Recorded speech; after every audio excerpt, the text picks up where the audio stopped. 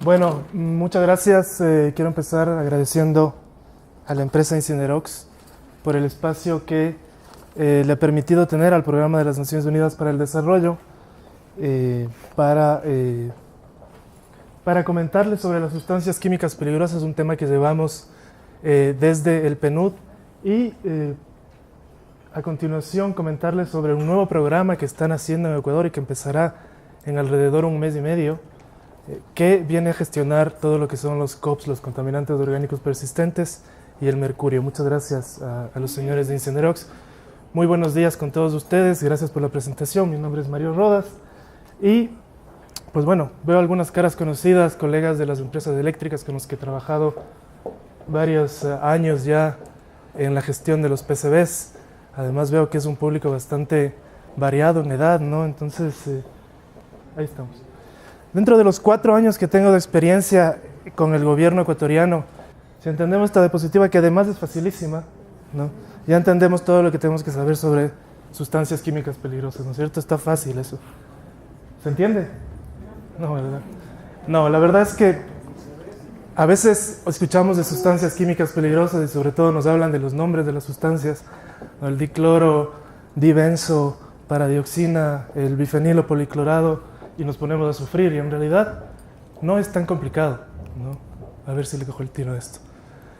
Y vamos a empezar hablando un poco de historia, ¿no? Para hacerlo más didáctico y más entretenido, y así vamos a ir avanzando hasta identificar qué son las sustancias químicas peligrosas y cómo se gestionan.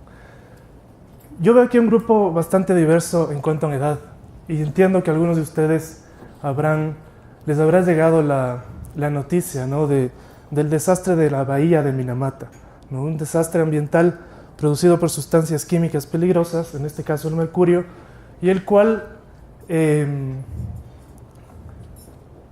sobre el cual se basó el convenio de Minamata sobre el mercurio que Ecuador lo firmó en el 2016 y que ratificamos el mismo año 2016, ¿no?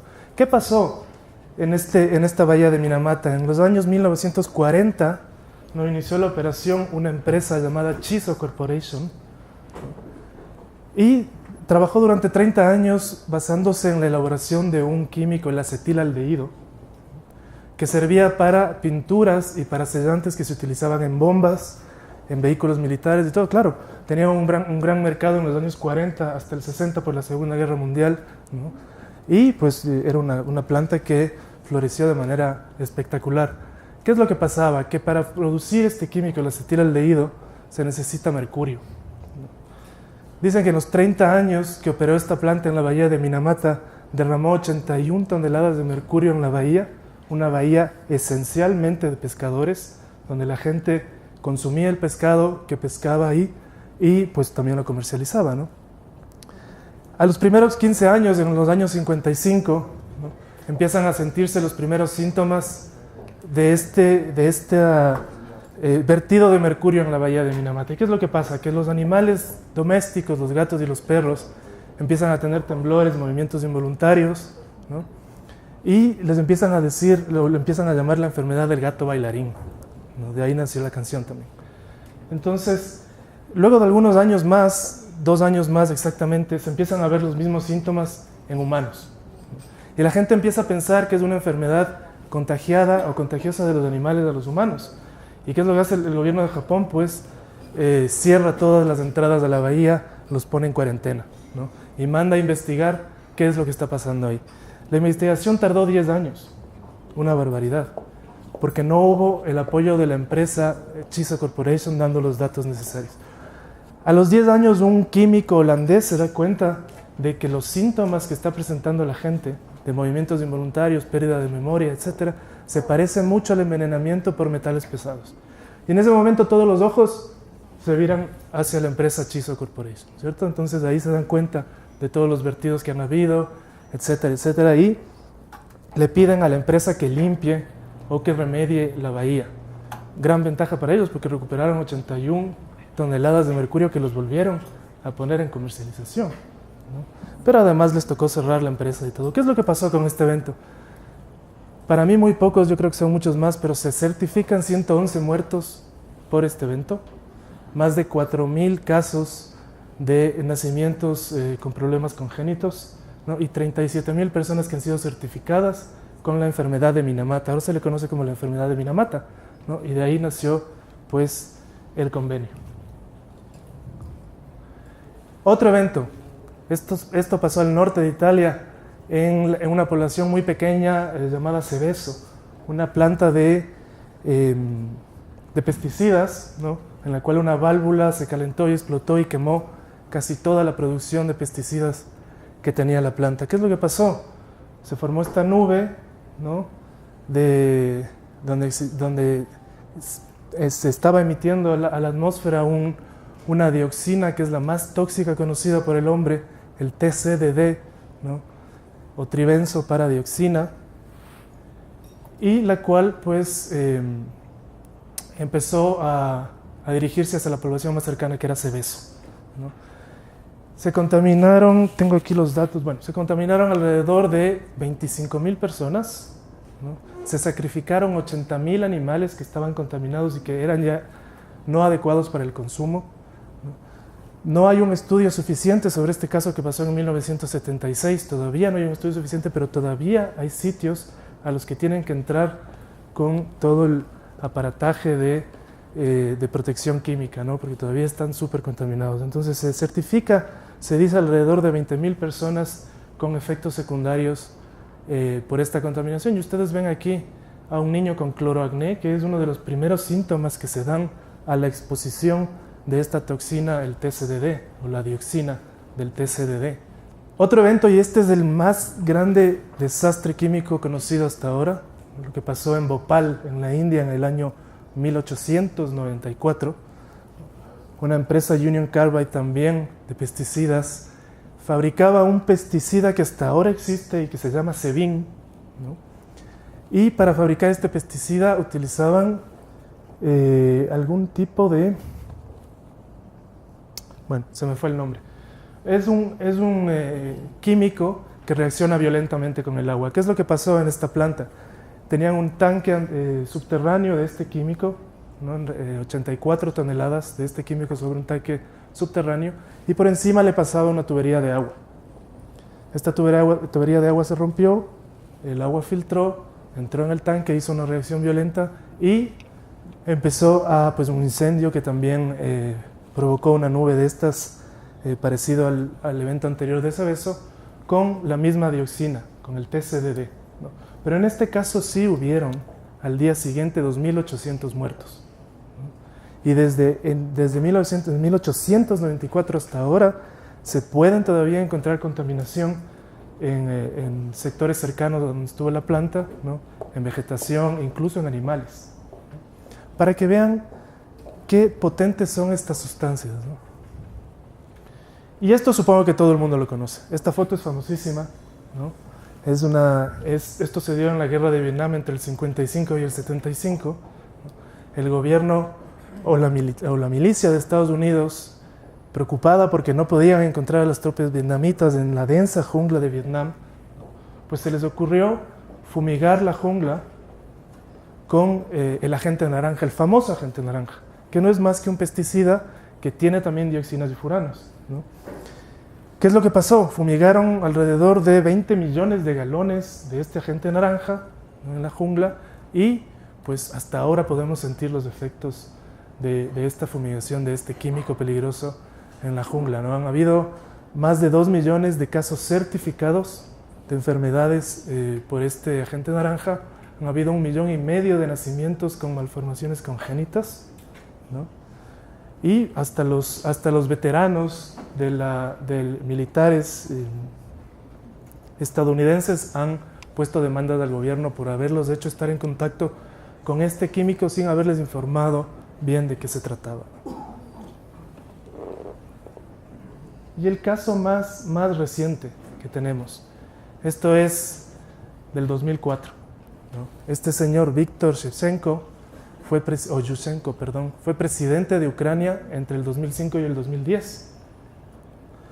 En su año electoral, en el 2004, él dice que fue envenenado con una dioxina del PCB, ¿no? Del bifenilo policlorado, Él dice, yo no lo puedo certificar que fue envenenado, lo que sí podemos decir es que consumió una alta cantidad de PCB, una exagerada cantidad de PCB.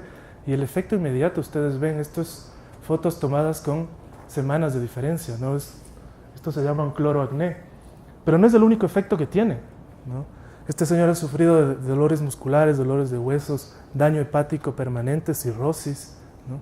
Y se trata cada año, va cada 6 meses a Suiza a tratarse para tratar de eliminar todo el PCB que todavía tiene en el cuerpo desde el 2004, ¿no? Entonces, con este poco de historia, lo que quería es hacer una introducción para sensibilizar y para que vayamos pensando en qué son las sustancias químicas. Todos tenemos una definición de sustancias químicas, yo supongo. La parte peligrosa ya le da la característica intrínseca de cada sustancia, ¿no es cierto? Hay sustancias que pueden ser tóxicas, que pueden ser radioactivas, que pueden ser reactivas, que pueden ser irritantes, etc., ¿no? Hay varios tipos de peligro. Pero lo que yo quiero hacerles notar es que estas sustancias químicas son de uso diario. Las usamos comúnmente, a veces no nos damos cuenta, otros sí estamos un poco más conscientes de que las usamos, pero son de uso diario, ¿no? Y bien utilizadas vienen a mejorar nuestra calidad de vida, pero mal utilizadas pueden producir lo que ya acabamos de ver, ¿no? Desastres inmensos. Quiero enfocar mi presentación a un grupo de sustancias que son las más tóxicas conocidas a nivel mundial. Los contaminantes orgánicos persistentes COPS o POPs, como se les conoce en inglés, ¿no? Y el mercurio que veremos luego. Empezando por los COPS, ustedes ven aquí a una molécula, este es el DDT, ¿no? Dibenceno, tricloro. Este es el DDT. Los contaminantes orgánicos persistentes se caracterizan por eso, por tener unas moléculas bencénicas y en los enlaces donde deberían existir hidrógenos, estos hidrógenos son reemplazados por cloro y es lo que les da la característica de peligroso, ¿no? El cloro es el factor común en todos los contaminantes orgánicos persistentes y hay 26 contaminantes orgánicos persistentes conocidos hasta ahora y que están dentro del convenio de Estocolmo, ¿sí? El Convenio de Estocolmo da alineamientos para gestionar estos COPs, que son 26. Cada 4 años los países nos reunimos, discutimos, ingresamos nuevas propuestas de contaminantes orgánicos persistentes a la Secretaría del Convenio de Estocolmo. Si pasan cierto tipo de características, pues son incluidas, si no, se dejan para otros siguientes años donde haya más evidencia de que son contaminantes persistentes. ¿Qué caracteriza a estos contaminantes persistentes? Primero, son tóxicos, son sumamente tóxicos. Ya hemos visto lo que pueden producir. En todos los eventos anteriores, excepto el de Minamata, hablábamos de contaminantes orgánicos persistentes. Pues son tóxicos, son altamente tóxicos. Tienen características de persistencia, es decir, que no se degradan fácilmente en el ambiente, ¿no? Tardan años en degradarse. Son bioacumulables, es decir, que se acumulan sobre todo en el tejido graso de los organismos vivos, ¿no? Ustedes han escuchado muchas veces del pez con mercurio, ¿no? Entonces, ese mercurio, al igual que el contaminante orgánico persistente, se ubica en los tejidos grasos de los organismos vivos, y eso es la bioacumulación, pero además son biomagnificables, es decir, que mientras un individuo más alto en la cadena trófica consume un individuo menor en la cadena trófica, este individuo más alto va exponencialmente subiendo su concentración de contaminantes orgánicos persistentes en su organismo. Y además se dispersan muy fácilmente, ¿no? El mismo hecho de que son persistentes y no se degradan, no pierden sus características tóxicas, hace que puedan dispersarse y hace que hayamos encontrado, ¿no? Incluso en zonas tan remotas como el Ártico y el Antártico, en osos polares, en el pelo de oso polar, se ha encontrado PCBs, ¿no?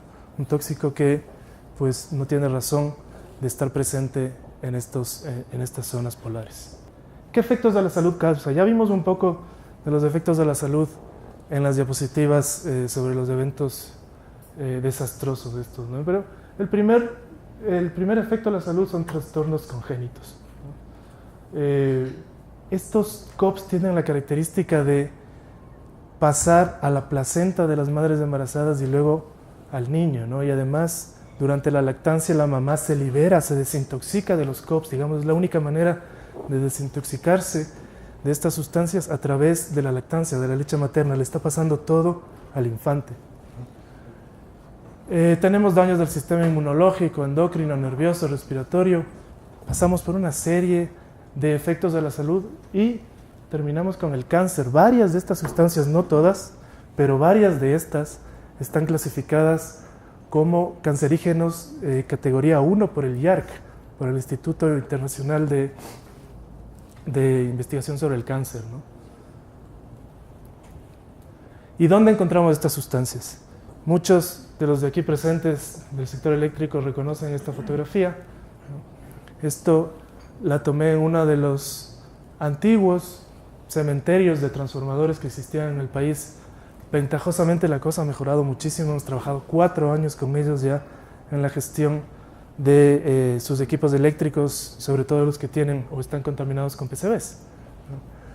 Pero podemos encontrar el PCB, por ejemplo, en el aceite dieléctrico de algunos equipos eléctricos, digamos, transformadores en el país, algunos todavía funcionando, varios de ellos todavía funcionando, ¿no? Podemos encontrar contaminantes orgánicos persistentes, o se emiten contaminantes orgánicos persistentes durante la quema voluntaria o involuntaria de botaderos de basura a cielo abierto, ¿no?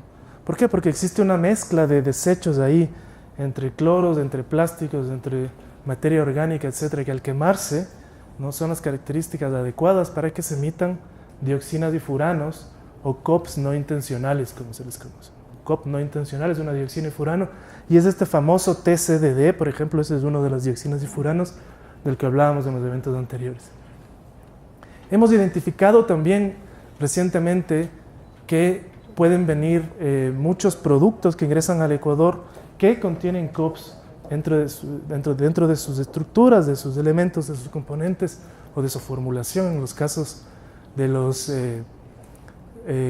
las mezclas, por ejemplo, los pesticidas, ¿no es cierto? Pero hemos identificado, ahora se sabe que los PIFOS es un COP ya. Estos son las espumas ignífugas de los extintores de fuego, por ejemplo, ¿no? Sabemos que algunos equipos eléctricos y algunas espumas de alta densidad vienen fumigados con Octa-BDE, que es otro COP, que les da características ignífugas también, ¿no? Y por supuesto, pues, la mayor parte de los COPs son pesticidas. De los 26, 22 son pesticidas, 2 son sustancias de uso industrial, como es el PCB, como es el Octa-BDE, y los demás son dioxinas y furanos. Entonces ahí podemos encontrar COPs, ¿no? Y son de uso diario. Nosotros usamos esto diariamente. Nosotros usamos pesticidas, ¿no? Usamos, incluso en la casa, insecticidas usamos diariamente, ¿no? Ahora hablemos del mercurio. El mercurio es un metal, ¿no? Es un líquido a temperatura ambiente de color plateado blanco. Creo que nadie aquí me puede decir que no ha tenido una bolita de mercurio en la mano, ¿no? Que le he hecho caer al suelo, romper y luego volverla a unir. Eso creo que lo hemos hecho todos. En presencia del agua, ¿no? Y algunos otros factores, forma el metilmercurio, que es una sustancia extremadamente tóxica y ataca el sistema nervioso central, ¿no? Y aquí en este gráfico ustedes pueden hacerse una idea de lo que les decía de la biomagnificación, ¿no es cierto? Tenemos aquí el krill, que no recuerdo cómo se dice en español ahora, que es consumido por el salmón, ¿no? Y bueno, luego el salmón lo consume el atún, y luego están los tiburones, la albacora, etc. Ustedes ven cómo la concentración de mercurio, ¿no? Va subiendo exponencialmente mientras sube en la cadena alimenticia. Y lo mismo pasa con los contaminantes orgánicos persistentes. Y por supuesto, aquí hay que tener en cuenta que el eslabón más alto de la cadena trófica somos nosotros los humanos, ¿no? ¿Qué efectos a la salud produce el mercurio? ¿No? Principalmente ataca el sistema nervioso central. Por eso le llamaban la enfermedad del gato bailarín. No tienen control, ¿no? Se pierde totalmente el equilibrio, ¿no? Temblores musculares, movimientos involuntarios, daño hepático permanente, pérdida de la visión, produce ceguera, ¿no? Pérdida de la memoria. Así que si están perdiendo la memoria ya saben lo que pasa. Sudores, taquicardia. Y por supuesto, con una suficiente cantidad o con una concentración elevada en el organismo puede producir la muerte. ¿Dónde encontramos el mercurio? Principalmente el mercurio lo encontramos en dispositivos médicos, ¿no? Termómetros, lámparas con mercurio, que es otro de los sectores que preocupa en el sector eléctrico, es una de las cosas que preocupa en el sector eléctrico, que lo trabajaremos dentro del proyecto que les voy a presentar a continuación. Pilas, baterías, esfigmomamómetros, celulares, equipos electrónicos también tienen una cantidad de mercurio, ¿no? En cosméticos, sobre todo en las cremas blanqueadoras, ¿no? Muchas de estas cremas blanqueadoras tienen mercurio. En vacunas, la vacuna de la gripe tiene mercurio. Amalgamas dentales que ventajosamente ya no se utilizan, por lo menos en las zonas rurales, ¿no? En las zonas urbanas todavía sigue utilizándose la amalgama de mercurio. En el pescado, por ejemplo, por supuesto, esto ya lo conocen ustedes. En el agua, la minería artesanal de oro usa mercurio para amalgamar el mineral, ¿no? Que luego se quema y mucho de esto se va en el agua.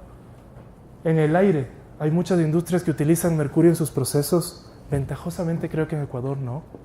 Por ejemplo, la industria del del PVC, utilizaba celdas de mercurio para producir este plástico, este PVC, ¿no? En Ecuador me parece que eso se cambió ya y no se utilizan estas celdas, pero tenemos vecinos. Colombia, por ejemplo, tiene plantas de generación eléctrica de carbón, si mal no recuerdo. Nosotros no tenemos carbón y el carbón sí que emite mercurio, ¿no? Está incrustado en el mineral. ¿Por qué tenemos que gestionar estas sustancias químicas, estos COPs y este mercurio, ¿no? Ya hemos visto, por supuesto, sus características, las más reconocidas, ¿no? Representan una amenaza global porque son persistentes y porque viajan, no se detienen, no tienen barreras. Y además afectan a las comunidades más pobres, porque estas comunidades más pobres normalmente no tienen cómo defenderse de estas sustancias y viven cerca de las zonas donde más se generan, ¿no? Botaderos de basura, plantas industriales, etc., ¿no? Y por esto, ¿no? Por esto hay que gestionarlas, pero además el Ecuador es parte de muchos convenios internacionales, de casi todos diría yo, referentes a las sustancias químicas peligrosas, ¿no? Así está el convenio de Minamata, que fue el último que el Ecuador ratificó en el 2016. Tenemos también el convenio de Estocolmo, que el Ecuador ratificó en el 2004 y que trata de gestionar los contaminantes orgánicos persistentes, ¿no? Tenemos el convenio de Rotterdam, que habla sobre la responsabilidad compartida. Es decir, que si nosotros queremos comprarle un determinado químico a otro país, este país nos tiene que informar exactamente de qué es lo que estamos comprando, ¿no? Nos tiene que decir todas sus características y nosotros tenemos que decir, ok, de acuerdo, estamos de acuerdo en comprarlo. Eso es la responsabilidad compartida. Tenemos el convenio de Basilea, en el cual nos basamos junto al sector eléctrico en el 2017 para enviar 137 toneladas de equipos contaminados con PCB a Holanda. Este convenio habla del movimiento transfronterizo de desechos peligrosos, ¿no? Por cierto, esta exportación de desechos peligrosos que hicimos en el 2017 fue la primera de PCBs que hizo el Ecuador, fue la primera experiencia que tuvo el Ecuador en exportación de este tipo de desechos, ¿no? Y fue muy exitosa. Y es lo que hacen los proyectos del PNUD, con el MAE y con algunos otros ministerios. Los proyectos tienen un inicio y un final, son muy cortos, tienen un presupuesto muy pequeño y no pueden ayudar al país a gestionar toda una temática, ¿no? Lo que hacen es fortalecer las capacidades para que el país pueda seguir gestionando una vez que el proyecto ha terminado, ¿no? Y lo que hacen los proyectos, sobre todo, son demostraciones pilotos para que puedan ser replicadas tanto por las instituciones públicas como por los privados y sobre todo por los gestores ambientales, ¿no? Tenemos también el SAICOM, que es el enfoque de gestión de sustancias químicas internacional. Este no es un convenio y no es obligatorio. Pero ¿qué es lo que pasa? Que todos los países desarrollados están transversalizando los lineamientos que da el SAICOM en su legislación, ¿no? Y si nosotros queremos seguir comercializando y queremos seguir vendiendo o comprando de estos países, tenemos también que igualarnos, digo yo, y empezar a implementar todos los lineamientos que da el SAICOM. O sea, ya no es un tema simplemente de temas de salud o por protección ambiental, ya es también comercio. ¿Cómo se gestionan estos COPs y este mercurio? Dependiendo de cada una de las sustancias, que ya les digo que los COPs son 26, el mercurio es uno solo, tienen diferentes tipos de gestión. y los convenios dan lineamientos para gestionar cada una de ellas. Pero hay, digamos, características similares y hay actividades que tenemos que hacer para todos y cada una de estas sustancias. Y están, por ejemplo, los inventarios. Tenemos que empezar por ahí. Tenemos que saber dónde están estas sustancias, identificarlas, ¿no? Y saber cuánto tenemos de cada una. Luego tenemos que empezar, bueno, finalmente tenemos que hacer estrategias de eliminación, que es lo que se hizo también en el proyecto PCBs, ¿no?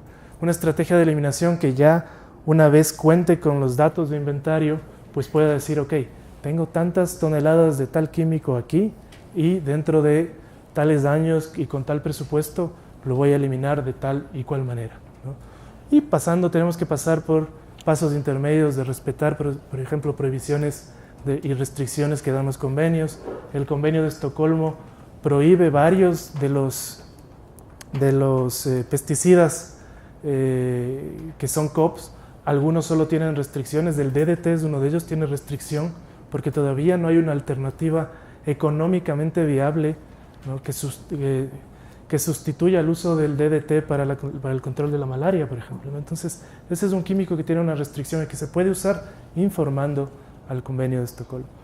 Tenemos también que informar las existencias cada 4 años en el caso del convenio de Estocolmo. En otros convenios tienen otra periodicidad, pero se informa cuáles son las existencias de cada uno de estos contaminantes persistentes, ¿no? Tenemos que informar, por supuesto, de los movimientos transfronterizos y tenemos que ir reduciendo las emisiones de dioxinas y furanos. ¿Qué tecnologías existen para la eliminación de los COPs y el mercurio? Existen varias tecnologías probadas mundialmente, funcionan, ¿no? Sobre todo tenemos que en Europa lo que más se usa, ¿no? es la incineración a alta temperatura. Y esta es una planta de incineración a alta temperatura en Saint-Bulbaz, en Francia, ¿no? Aquí les he puesto una foto de los desechos de los transformadores eléctricos que nos llevamos en el año 2016, 137 toneladas, 2017, perdón, ¿no? Y también les he puesto otra foto de una de las plantas cementeras de aquí del Ecuador, en donde también se gestionan algunos tipos de contaminantes orgánicos persistentes, pero con la limitación de que solo puedan llegar hasta determinada concentración. En el caso de los PCBs que se pueden coprocesar aquí en el Ecuador, por ejemplo, ¿no? Solo se pueden coprocesar aceites con hasta 50 ppm de PCBs. Sobre los 50 ppm de PCBs se tiene que enviar al exterior. No hay un gestor ambiental en el Ecuador que pueda hacerlo, ¿no? Este coprocesamiento sirve para varios otros tipos de COPs. Lo hacen las empresas eléctricas. El tema ahí es que ellos tienen que hacer varias pruebas para determinar qué cantidad del determinado contaminante que están metiendo en su horno se puede meter a la vez, porque no, es durante el proceso de fabricación del clinker, del cemento, ¿no? Si se mete demasiado o se mete una concentración muy alta de un PCB, por ejemplo, el cloro de estas sustancias puede afectar al clinker y puede afectar su producción. Entonces es un proceso muy muy controlado a una temperatura extremadamente alta, casi 1800 grados centígrados en el punto más caliente, y en donde se asegura un tiempo de retención de al menos 4 segundos, lo que nos garantiza que no se van a emitir dioxinas y furanos. En el tema de los hornos de altas temperaturas, que también existen en Ecuador, por cierto, lo que pasa y la gran diferencia que hay con los que existen en Europa y en otros países del mundo es el sistema de lavado de gases que viene posterior a la incineración del desecho, ¿no? Que es lo que garantiza en realidad que no se emita ningún tipo de dioxinas y furanos del ambiente. Además existen varios otros tipos de tecnologías de eliminación que están presentes en países vecinos, están presentes. Yo he visto la declorinación, por ejemplo, en Colombia y en Perú, que es una técnica que saca el cloro de la sustancia, ¿no? La deja sin cloro, que es lo que le da la característica peligrosa. Lo malo es que nosotros no podemos llevarnos los desechos a Colombia ni a Perú, ¿no? Porque de acuerdo al convenio de Basilea solo podemos llevarnos los desechos a países que estén en total desarrollo, según, ¿no? Entonces, y a países que hayan firmado el convenio de Basilea. Existen otras tecnologías, por ejemplo la destrucción con fluidos supercríticos, el arco plasmático, el encapsulamiento, que también se hace en Ecuador, por cierto, pero solo para un limitado y determinado tipo de desechos peligrosos, ¿no? Y con esto, ya sabiendo, entendiendo más lo que son estas sustancias, los COPs y el mercurio, lo que quiero comentarles es qué es lo que hace el Ecuador, o qué es lo que ha venido haciendo y qué es lo que vamos a empezar a hacer dentro de un mes para gestionar estas sustancias, ¿no?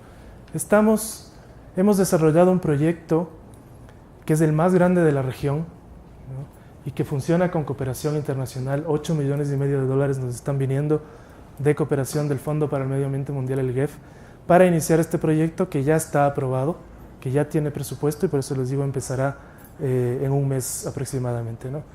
El objetivo del proyecto obviamente es proteger a la salud humana y al ambiente, y lo que quiero contarles para no aburrirles es cuáles son los proyectos piloto que piensa hacer las demostraciones piloto que piensa hacer el proyecto. Yo creo que es lo que más les interesará, porque vamos a trabajar con el sector público, pero también vamos a trabajar con el sector privado, ¿no? Y queremos que ustedes vean qué es lo que vamos a hacer para que ustedes nos contacten y nos digan, oigan, yo quiero participar en este proyecto, yo quiero ser parte de este piloto, o por favor denme la información del piloto porque yo lo quiero replicar, ¿no? Esa es la intención de esta presentación. El proyecto tiene 4 componentes.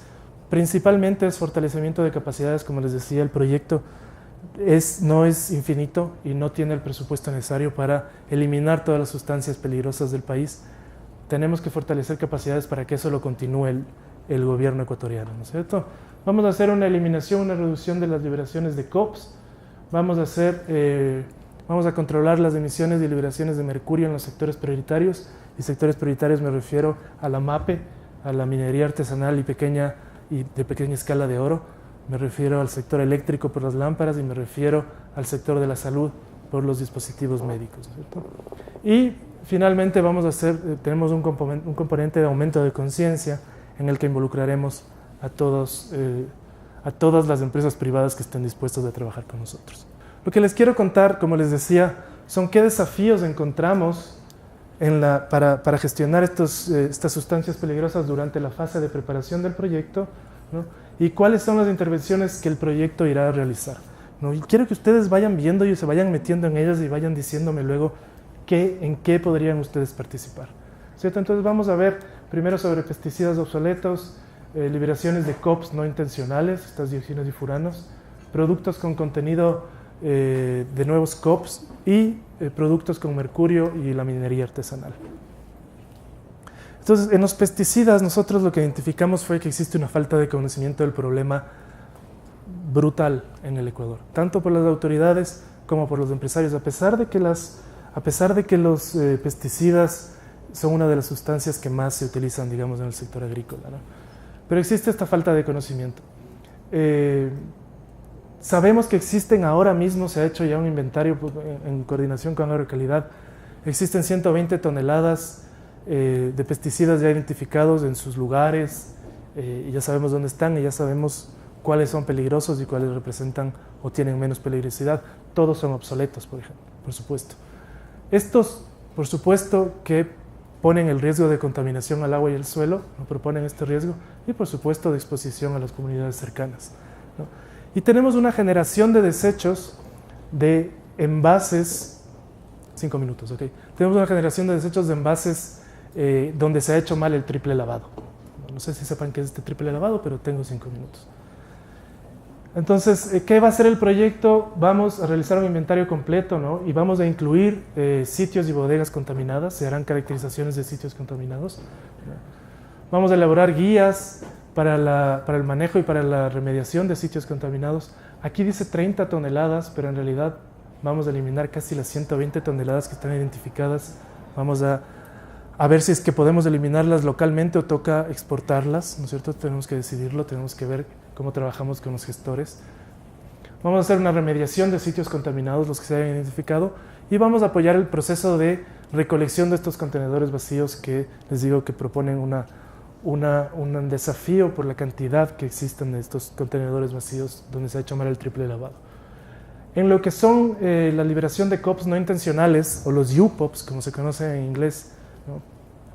Vimos que existe una liberación por malas prácticas de manejo, sobre todo en desechos, ¿no? Está la quema de los desechos agrícolas, la zafra, por ejemplo, la quema de de la caña de azúcar, la quema de la cascarilla de arroz, ¿no? Por ejemplo, todo eso libera UPOPs.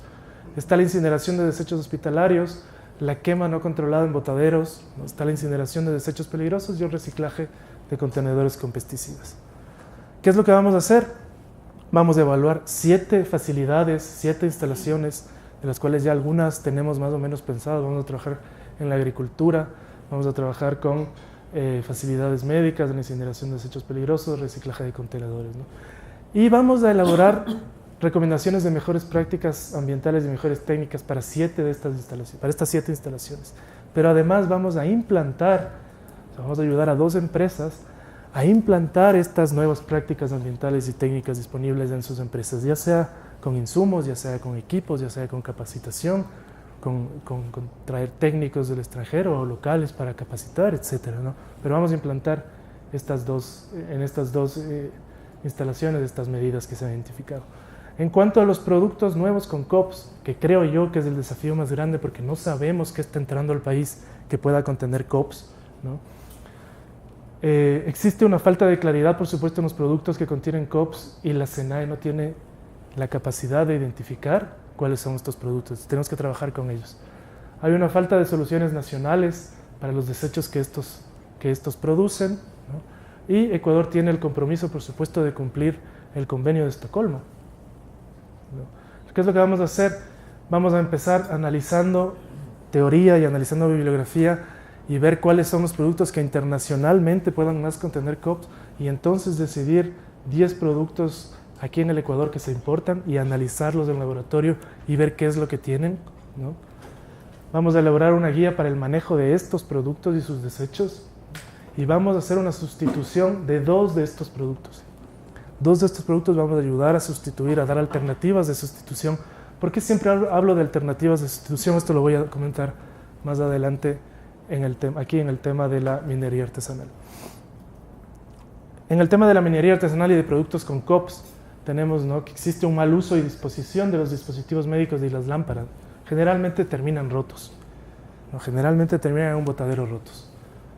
Hay una falta de soluciones nacionales también para estos desechos y tenemos que cumplir con el convenio de Minamata que nos dice que hasta el 2020 tenemos que dejar de importar dispositivos médicos y lámparas con mercurio, ¿no? Y en cuanto a la minería artesanal, ¿no?, tenemos que hay una falta de educación de los mineros y acceso a tecnologías y prácticas ambientales alternativas, ¿no? Y tenemos que también les falta un financiamiento para adquirir estas tecnologías limpias y no tienen acceso a los mercados responsables, estos mineros, ¿no? ¿Qué es lo que vamos a hacer?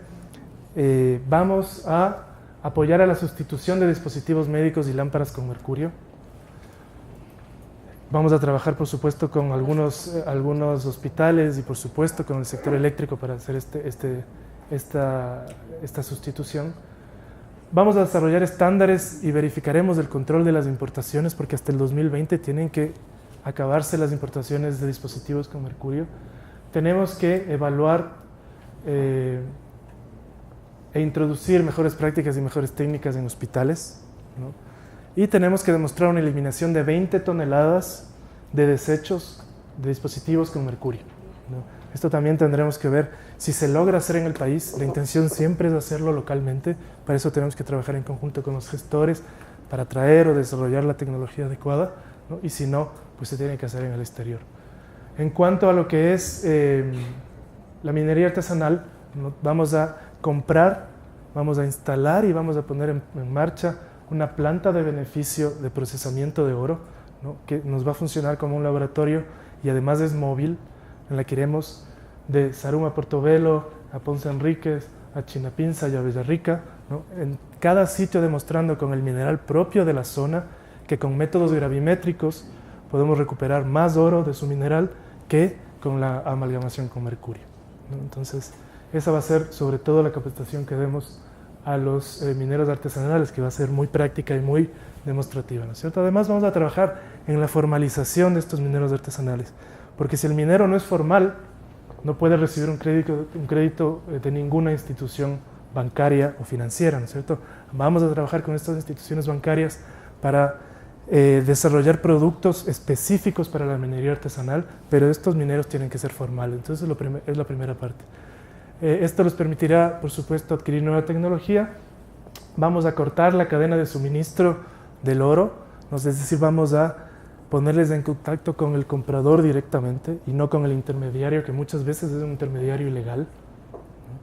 Entonces, esto hará que ellos puedan vender su oro a un mayor precio. Y les comentaba de por qué siempre hablo de alternativas de uso a los químicos peligrosos y no de simplemente prohibirlos, ¿no? Es lo que pasó con el mercurio. El día de ayer ya Colombia prohibió el uso del mercurio, pero lo prohibió después de 5 años de estar trabajando en buscar alternativas y en capacitar al sector minero para no usar el mercurio. En Ecuador prohibimos el uso del mercurio en el 2013. Está prohibido el uso del mercurio en la minería artesanal, pero nunca capacitamos al minero para que procese su mineral y adquiera el oro sin utilizar mercurio. Entonces, ¿qué es lo que logramos? Logramos un comercio ilegal de mercurio. Eso es lo que logramos. Logramos que ahora el minero, en vez de irse a la planta donde quemaba la amalgama con mercurio en una retorta que mal o bien, algo destilaba del mercurio, lo haga ahora en latas de atún en su casa. Se lleva la amalgama y la quema en su casa o la queman sus hijos en latas de atún. Eso logramos. Entonces, el buscar alternativas es importantísimo.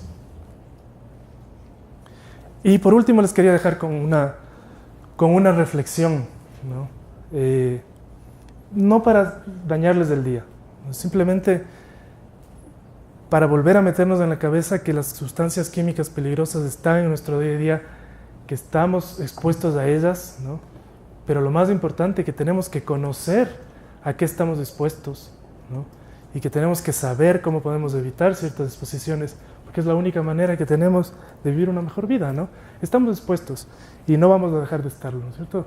Aquí está el señor en un local donde le enseñan a dejar de fumar y le dice que está muy alegre porque cada vez que siente la necesidad de fumar solamente se come un pedazo de fruta y se le pasa, ¿no? Y el otro está leyendo un periódico en donde dice que la EPA, la Agencia de Protección Ambiental de Estados Unidos, confirma la relación entre los pesticidas y el cáncer.